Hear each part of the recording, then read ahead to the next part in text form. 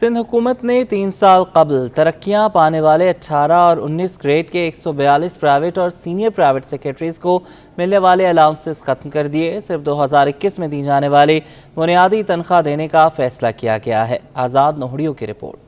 ترقیاں مل گئیں لیکن الاؤنسز ملنا بند۔ 3 سال قبل 17 سے 18 اور 19 گریڈ میں ترقیاں پانے والے پرائیویٹ اور سینئر پرائیویٹ سیکرٹریز کے الاؤنسز ختم۔ ملازمین کا ٹائم سکیل کے تحت دیا جانے والا الاؤنس بند۔ سیکرٹری عمل درآمد شہاب قمر انصاری کی سربراہی میں بنائی گئی کمیٹی نے منظوری دے دی۔ کمیٹی میں سیکرٹری سروسز، اسپیشل سیکرٹری خزانہ اور محکمہ ترقی و منصوبہ بندی کا نمائندہ شامل تھا۔ کمیٹی نے پرائیویٹ اور سینئر پرائیویٹ سیکرٹریز کا الاؤنس ختم کرنے کی منظوری دے دی۔ ترقی کے لحاظ سے بڑھائی گئی بنیادی تنخواہ، یوٹیلیٹی الاؤنس، ہاؤس رینٹ ختم۔ ترقیاں دینے کے بعد الاؤنس گریڈ کے لحاظ سے مقرر کر دیے گئے تھے۔ ترقیاں عدالت کے حکم پر 2021 میں دی گئی تھیں۔ اب پرائیویٹ اور سینئر پرائیویٹ سیکرٹریز کو پرانی بنیادی تنخواہ ملے گی۔ ترقیاں پانے والے پرائیویٹ اور سینئر پرائیویٹ سیکرٹریز نے فیصلے کی مخالفت کر دی۔ افسران کا کہنا تھا کہ جب دیگر افسران کو الاؤنس دیا جاتا ہے تو ان کا کیوں ختم کیا جا رہا ہے؟ فیصلے کے خلاف عدالت سے رجوع کیا جائے گا۔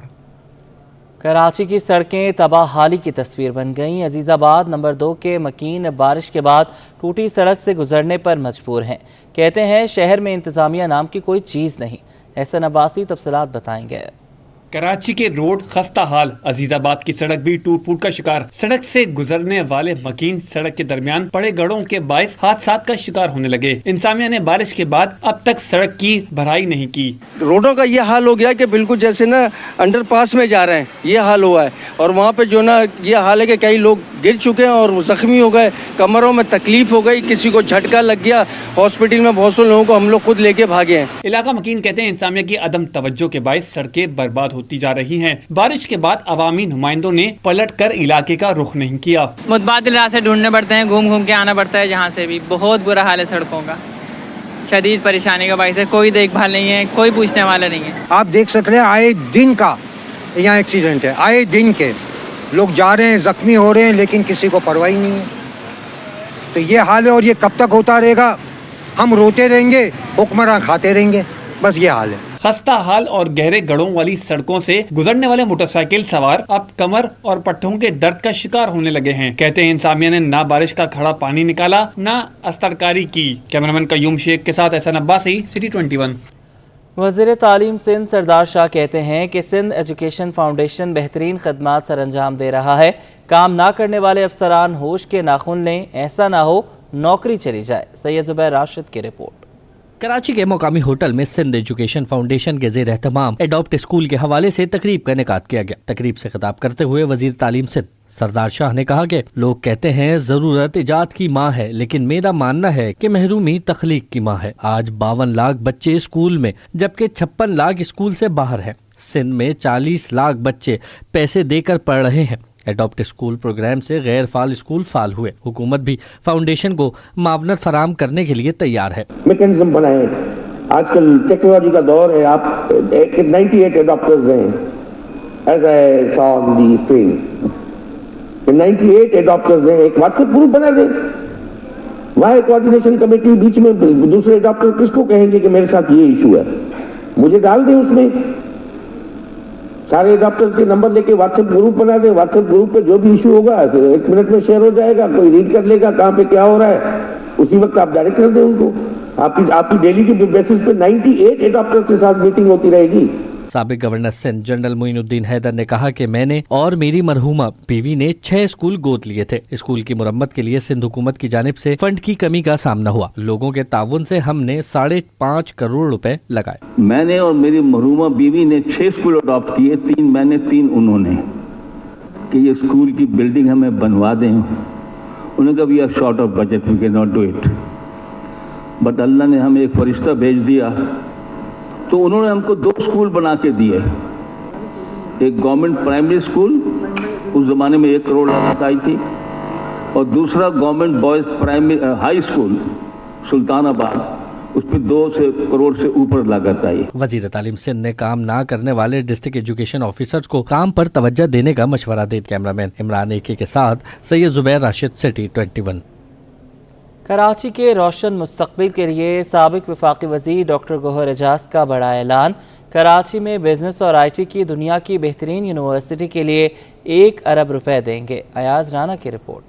کامرس کالج کی 31ویں یوم تاسیس کی تقریب منعقد کی گئی۔ سابق وفاقی وزیر ڈاکٹر گوہر اعجاز نے تقریب سے خطاب میں کہا کہ ہم لوگوں نے اپنی زندگی میں پاکستان کا حق ادا نہیں کیا۔ میرے والد کے ساتھ 8 لوگوں نے خواب دیکھا تو یہ کالج وجود میں آیا۔ اب ہم فیصلہ کر رہے ہیں کہ کراچی کو بہترین یونیورسٹی بنا کر دیں گے۔ اس کے لیے 1 ارب روپے دینے کا اعلان کرتا ہوں۔ آج میں اس خواب پہ یہاں آ کے کھڑا ہوں جو کہ میرے والد اور ان کے دوستوں میں یہ خواب دیکھا تھا، اور آپ لوگ یہاں آج 31 سال بعد 1600 بچے ہیں، میں آج یہاں پہ آپ کے سامنے یہ خواب دیکھ کے جا رہا ہوں کہ نہ صرف ہم نے 5 سال میں یونیورسٹی کھڑی کرنی، نہ صرف ہم نے 10 سال میں پاکستان کو جو ہے وہ قرضہ دینے والا ملک بنانا ہے، نہ صرف ہم نے پاکستان کی جو ہے وہ کو دنیا کی 5ویں بڑی اکانومی بنا۔ آئی پی پیز کے معاملے پر گوہر اعجاز کا کہنا تھا کہ میں اس وقت جہاد کر رہا ہوں۔ 40 آئی پی پیز نے ملکی معیشت کو بہت نقصان پہنچایا۔ ہم سالانہ 2 ارب روپے آئی پی پیز کو ادا کر رہے ہیں۔ اور آج آئی پی پی سیکٹر کیا بول رہا ہے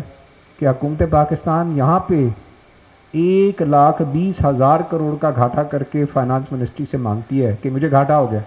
دنیا کی سب سے مہنگی بجلی بیچ کے 80 روپے کی، وہ اس کے بعد پاکستان کے پاس آتے ہیں کہ 1,20,000 کروڑ روپے مجھے سبسڈی اور دے دو، مجھے گھاٹا ہو گیا۔ یہ پاکستان کا پاور انرجی سیکٹر ہے۔ تو اگر میں نے آواز اس جہاد میں نکلا ہوں تو یہ جہاد صرف پاکستان کے لیے، پاکستان کی سامعیت، پاکستان کی بقا اور پاکستان کے فیوچر کے لیے کہ ہمیں پاکستان کو صحیح قدموں پہ چلانا ہوگا۔ کالج کے 31ویں یوم تاسیس کے موقع پر سابق صوبائی وزیر ایس ایم تنویر، سابق governor state bank Shamshad Akhtar, Arif Habib group کے چیئرمین عارف حبیب، سابق صدر ایف پی سی سی آئی دارو خان اور احمد چنائے سمیت بزنس کمیونٹی سے تعلق رکھنے والے افراد نے شرکت کی۔ کیمرامین محمد حارث کے ساتھ ایاز رانا، سٹی 21۔ وزارت بحری امور کے تحت منعقدہ 3 روزہ انٹرنیشنل میری time sustainable conference and exhibition Karachi میں اختتام پذیر۔ انٹرنیشنل میری ٹائم آرگنائزیشن کا حکومت پاکستان کی IMO کے پلیٹ فارم سے میری ٹائم سیکٹر میں سپورٹ جاری رکھنے کے عزم کا اظہار۔ وسیم افتخار کی رپورٹ۔ 3 روزہ انٹرنیشنل میری time sustainable conference and exhibition Karachi میں اختتام پذیر ہو گئی۔ انٹرنیشنل میری ٹائم آرگنائزیشن کے سیکرٹری جنرل آرسینیو ڈومنگس نے کانفرنس اور نمائش کو نہایت خوشائن قرار دیا۔ پریس بریفنگ میں سیکرٹری جنرل IMO آرسینیو ڈومنگس نے پاکستان کی میزبانی اور کھانوں کی خوب تعریف۔ سیکرٹری جنرل IMO آرسینیو ڈومنگس کا کہنا تھا کہ ان کا ادارہ پاکستان کو تکنیکی سہولیات اور تعاون فراہم کرے گا۔ مشرق وسطیٰ میں جاری تنازع کی وجہ سے عالمی تجارت متاثر ہو رہی۔ پاک بحریہ کے commander fleet rear admiral Faisal Abbasi نے بتایا کہ پاکستان کی سمندری حدود میں بحری قزاقی کا کبھی کوئی واقعہ پیش نہیں آیا۔ پاکستان نیوی کے تعاون سے چائنا کی جیولوجیکل ٹیم نے پاکستان کے سمندری حدود میں زیر سمندر ہائیڈرو کاربن کی تلاش کے لیے سروے کیا تھا، جس کی ایک رپورٹ آ چکی ہے اور دوسری رپورٹ کا انتظار ہے۔ جی آپ بالکل صحیح کہہ رہے ہیں۔ انفیکٹ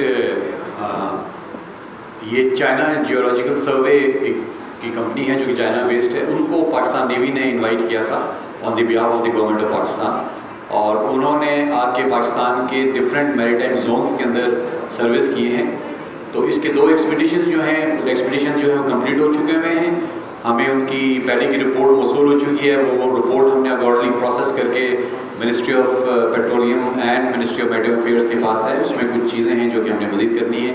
پاک بحریہ کے commander fleet rear admiral Faisal Abbasi کا کہنا تھا کہ بلیو اکانومی کی آگاہی اور فروغ کے لیے پاکستان نیوی کلیدی کردار ادا کر رہی ہے۔ کیمرامین فرحان عابد کے ساتھ وسیم افتخار، سٹی 21۔ سول اسپتال کراچی کے میڈیکل سپرنٹینڈنٹ ڈاکٹر خالد بخاری کا مریضوں کی خدمت کا مشن۔ امراض نسواں، امراض چشم اور ہڈیوں کے امراض میں مبتلا مریضوں کے لیے جدید مشینری اور دیگر سامان کا انتظام کر دیا۔ ابراہیم رند کی رپورٹ۔ زندگی کا مشن، انسانیت کی فلاح، ڈاکٹر خالد بخاری نے مسیحا بن کے دکھا دیا۔ سول اسپتال کراچی میں گزشتہ چند برس کے دوران مختلف شعبوں میں بہتری لانے کے لیے اسپتال کے MS ڈاکٹر خالد بخاری نے بھرپور اقدامات کیے، مزید 3 شعبوں میں بہتری لے آئے۔ ان میں امراض نسواں، امراض چشم اور ہڈیوں کے امراض کا شعبہ شامل ہے۔ ان امراض میں مبتلا مریضوں کے لیے جدید مشینری اور دیگر سامان کا افتتاح کرنے کے بعد ان شعبوں کے سربراہوں کے حوالے کر دیا۔ اسپتال کے MS ڈاکٹر خالد بخاری نے افتتاح کے بعد صحافیوں کو بتایا کہ اسپتال میں آنے والے مریضوں کو زیادہ سے زیادہ بہتر سہولتیں فراہم کرنے کے لیے اقدامات کر رہے ہیں۔ دیکھیں پیشنٹ روز بروز بڑھ ہی رہا ہے۔ اب پیشنٹ بڑھتا کیوں ہے، پیشنٹ کیوں آتا ہے؟ دیکھیں پیشنٹ کو جب سہولت ملے گی اور پیشنٹس کو چیزیں ملیں گی، مہیا ہوگی، تو پیشنٹ آئے گا ضرور۔ تو اللہ کا شکر ہے پیشنٹ ہمارے پاس ماشاءاللہ ٹھیک ٹھاک پیشنٹ آ رہے ہیں. ہم چاہتے ہیں کہ اور ان کو بہتری لائیں پیشنٹس کی بینیفٹ کے لیے, پیشنٹس کے فائدے کے لیے. آپریشنس ہمارے آپ کو معلوم ہے ڈیلی آپریشنس ہو رہے ہیں. تینوں شعبوں کے سربراہان نے کہا کہ وہ حکومت اور انتظامیہ کے شکر گزار ہیں جنہوں نے بہتر سہولتیں فراہم کی ہیں جس سے مریضوں کو فائدہ پہنچے گا.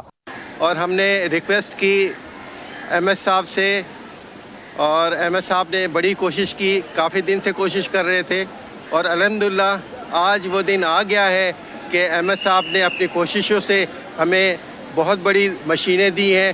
بہت نیڈ تھی, کافی عرصے سے وہ جو نہیں تھے, ہمارا ماشاءاللہ سر نے کوشش کر کے ہمیں پرووائڈ کی ہے. اب اور آسانی سے پی او پی پلاسٹر بھی ہوگا, کٹر بھی ہو گیا.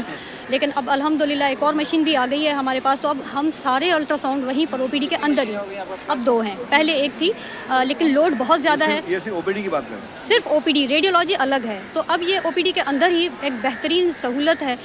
اسپتال انتظامیہ کا کہنا تھا کہ آئندہ چند ہفتوں کے دوران امراض اطفال کے شعبوں میں بھی جدید مشینری فراہم کریں گے. کیمرہ مین اجلان کے ساتھ ابراہیم رند, سٹی 21. کاروباری حوالے سے خبر شامل کریں. سونے کی قیمتوں کو پڑ لگ گئے. مسلسل اضافے سے تاریخ کی بلند ترین سطح پر پہنچ گیا. عالمی مارکیٹ میں $11 کے اضافے کے بعد مقامی سطح پر فی تولہ سونا 400 روپے اور 10 گرام سونا 343 روپے اضافے سے نئی بلند ترین سطح چھو گیا. 10 گرام سونا 343 روپے اضافے سے 2,28,309 روپے پر جا پہنچا. عالمی مارکیٹ میں سونا $11 کے اضافے سے $2,577 فی اونس ہو گیا. زر مبادلہ کے ذخائر بڑھنے پر روپے پر دباؤ کم ہو گیا. ایک ہفتے میں انٹر بینک میں امریکی ڈالر 41 پیسے سستا ہوا. اشرف خان کی رپورٹ. مبادلہ کے ذخائر میں اضافے نے روپیہ مضبوط کر دیا. انٹر بینک میں امریکی ڈالر 41 اور اوپن مارکیٹ میں 11 پیسے سستا ہو گیا. ایک ہفتے میں انٹر بینک میں امریکی ڈالر 41 پیسے سستا ہو گیا اور 278 روپے 57 پیسے سے کم ہو کر 278 روپے 16 پیسے پر بند ہوا. جبکہ اوپن مارکیٹ میں ڈالر 11 پیسے کمی سے 280 روپے 75 پیسے پر آ گیا. ایک ہفتے میں اسٹیٹ بینک کے ذخائر میں $3 کروڑ اضافے سے 9 ارب 46 کروڑ 60 لاکھ ڈالر ہو گئے. ساتھ ہی کمرشل بینکوں کے ذخائر 2 کروڑ 60 لاکھ ڈالرز بڑھ کر 5 ارب 32 کروڑ ڈالرز پر پہنچ گئے. ایک ہفتے میں اوپن مارکیٹ میں یورو 31 پیسے کمی سے 311 روپے پر آ گیا. برطانوی پاؤنڈ 19 پیسے مہنگا ہو کر 368 روپے 83 پیسے پر پہنچ گیا. یو اے ای درہم 14 پیسے کمی سے 76 روپے 35 پیسے اور سعودی ریال 10 پیسے کمی سے 74 روپے 62 پیسے کا ہو گیا. اشرف خان, سٹی 21. آگے بڑھیں. آپ کو بتائیں کہ کاروباری ہفتے کے دوران پاکستان سٹاک مارکیٹ میں تیزی رہی. 100 انڈیکس میں 435 پوائنٹس کا اضافہ ہو گیا. اشرف خان کی رپورٹ.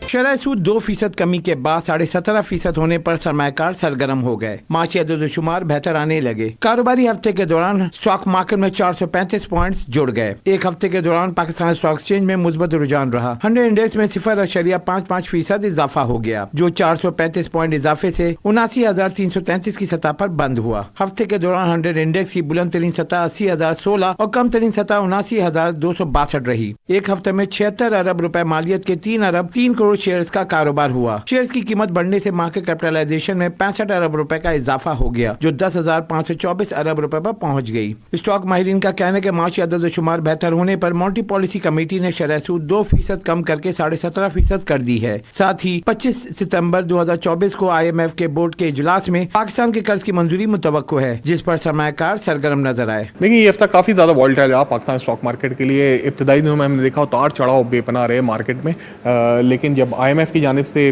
پاکستان کو اپنے ایجنڈے میں شامل کیا گیا اور اسٹیٹ بینک آف پاکستان نے امید سے زائد کمی 200 بیسس پوائنٹ کی تو مارکیٹ نے اس کو بہت ویلکم کیا اور ہفتے کے آخری دن ہم نے دیکھا مارکیٹ میں ایک بل رن برقرار رہا.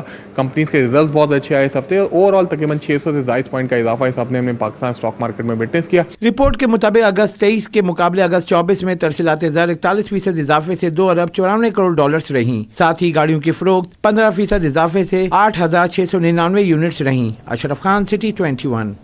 روسی فرینڈشپ ہاؤس کے زیر اہتمام قوالی نائٹ کا انعقاد کیا گیا.